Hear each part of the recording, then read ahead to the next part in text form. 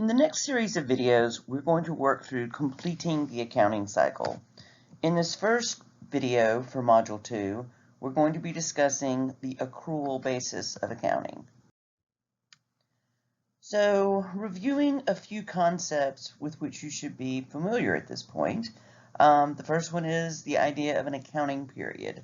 An accounting period can be a month, a year, or a quarter, and when we put together financial statements, they're going to cover a specific accounting period. Following the revenue recognition principle, we want to identify the revenues for that period, and the revenue recognition principle states that we're going to recognize revenue when the performance obligation is satisfied. So, in most cases, that means delivery of good or service.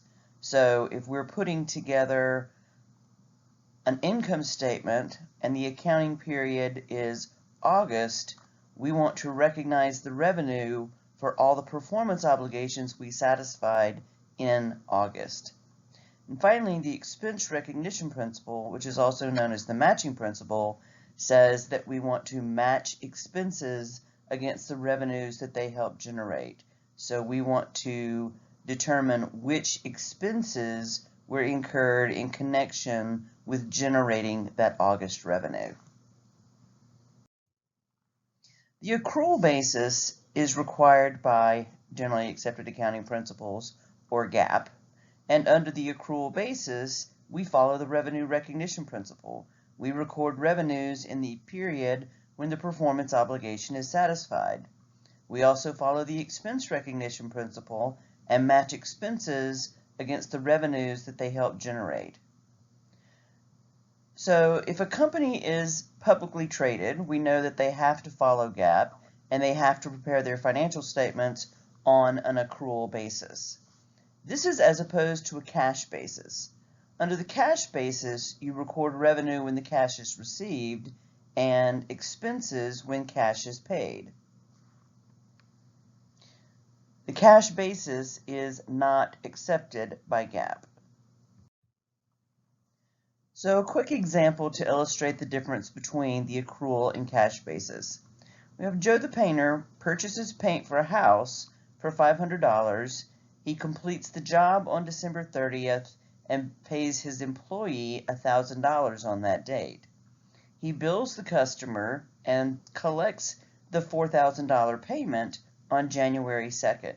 So if we're looking at the accounting period of December and January, under the cash basis, Joe would have a net loss of $1,500 for December, which is made up of the two payments that he made, and he would have a $4,000 profit for January, which is the $4,000 payment that he collected.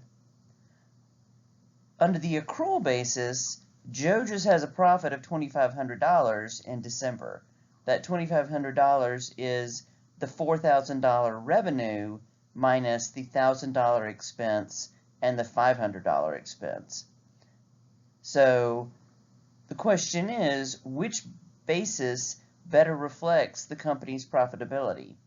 Under the accrual basis, we're recognizing that Joe did the work, satisfied the performance obligation in January and then, in December, and then we're matching the expenses against that.